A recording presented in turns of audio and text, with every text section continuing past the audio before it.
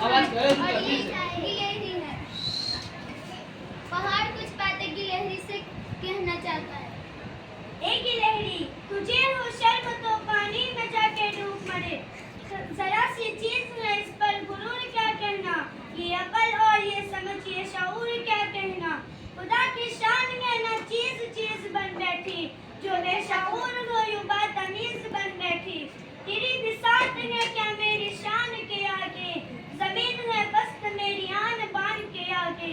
जो बात मुझ मैंने तुझको वो नसीब कहा, बड़ा पहाड़ कहा जानवर गरीब कहा। अरे अरे, पहाड़ ने तो गिलहरी से भला बुरा कहा। अब देखो गिलहरी पहाड़ से क्या कह रही है। मुंह संभाल जरा, ये कच्ची बात है, दिल से इन्हें निकाल जरा।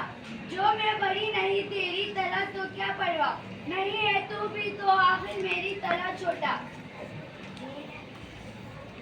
हर एक चीज से पैदा खुदा की कुदरत है, कोई बड़ा कोई छोटा ये उसकी हिकमत है।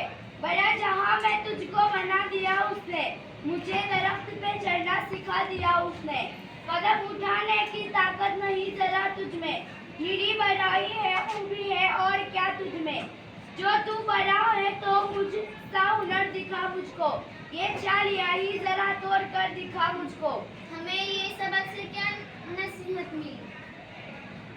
नहीं है चीज निकम्मी कोई जमाने में, कोई बुरा नहीं कुदरत के कारखाने में।